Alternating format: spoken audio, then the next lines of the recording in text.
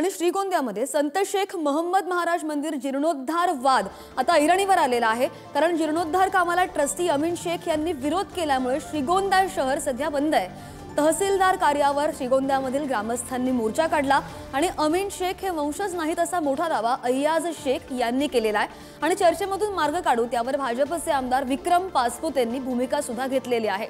हिंदू मुस्लिम ऐक्याचे प्रतीक असलेले श्रीगोंद्याचे सुफी संत शेख मोहम्मद महाराज मंदिर जीर्णोद्धाराचा वाद आता पुन्हा एकदा ऐरणीवर आलेला आहे। आणि शेख मोहम्मद महाराज मंदिराचे ट्रस्टी अमीन शेख यांनी जीर्णोद्धाराला विरोध केलाय। त्यामुळे आज श्रीगोंदा शहर सुद्धा बंद ठेवण्यात आलेला आहे। तसंच तहसील कार्यालयावर देखील मोर्चा नेण्यात येणार आहे। अमीन शेख यांनी जीर्णोद्धाराला विरोध केल्यानंतर समस्त ग्रामस्थ एकवटलेले पाहायला मिळत असून ट्रस्टी अमीन शेख यांनी संत शेख मोहम्मद बाबा दरगाह ट्रस्ट सुरू केल्यामुळे त्याला देखील आता विरोध दर्शवण्यात येतोय। मात्र चर्चेमधून मार्ग काढण्याची भूमिका भाजपचे आमदार विक्रम पासपुते यांनी घेतली आहे।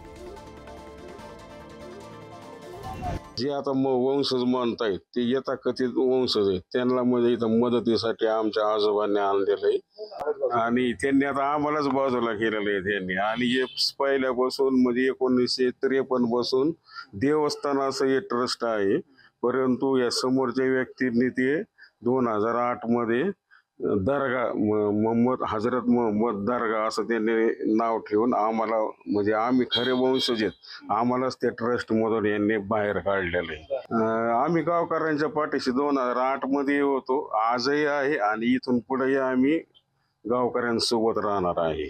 माझ्या उजव्या हाताला उभे ते खऱ्या अर्थानं संत शेख मोहम्मद महाराजांचे वंशज आहेत।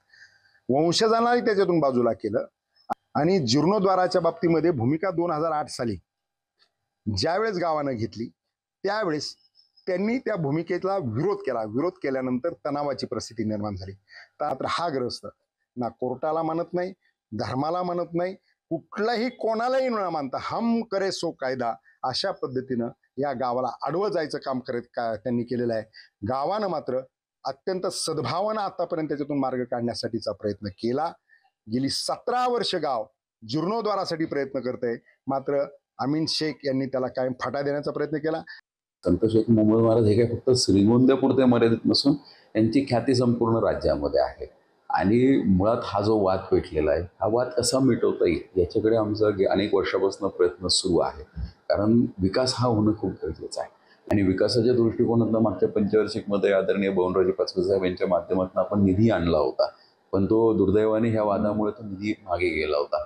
पूर्वी हा वाद फक्त ट्रस्ट आणि यात्रा कमिटी इथपर्यंत मर्यादित होता, आता हे गाव पातळीवर म्हणजे हा संपूर्ण गावाचा वाद झालेला आहे।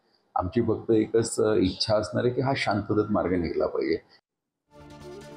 आणि आमदारांची सुद्धा ही भूमिका आपण पाहत होतो। या संदर्भात अधिकची माहिती कर आमचे प्रतिनिधी उमर सय्यद आपल्यासोबत आहेत। उमर, एकीकडे आपण पाहतोय अमीन शेख यांचा विरोध, अय्याज शेख यांचा दावा आणि त्याच पार्श्वभूमीवर या बंदला प्रतिसाद पाहता जे आमदार आहेत पासपुते ते कधी चर्चेला उपस्थित राहणार आहेत, कधी चर्चा करणार आहेत या संदर्भात? नक्की सुफी संत शेख मोहम्मद महाराज यांच्या मंदिराच्या जीर्णोद्धाराचा जो वाद आहे तो आता ऐरणीवर आलेला आहे। कारण 2008 मध्ये देखील जीर्णोद्धाराचा वाद ऐरणीवर आला होता आणि आलेला निधी परत गेला होता। आता पुन्हा तो वाद उफाळून निघालेला आहे आणि त्यामुळे कुठेतरी ग्रामस्थ एकवटले आणि ट्रस्टी अमीन शेख यांच्या विरोधातच आता श्रीगोंदा शहर बंद करण्यात आलाय। काल देखील प्रांताधिकारी यांच्या अध्यक्षतेखाली बैठक घेण्यात आली, मात्र या बैठकीला देखील ट्रस्टी अमीन शेख हे गैरहजर होते आणि त्यामुळे संतप्त झालेले जे ग्रामस्थ आहेत त्यांनी आज श्रीगोंदा शहर बंद ठेवला आहे। तहसील कार्यालयावरती देखील मोर्चा काढण्यात आलेला आहे।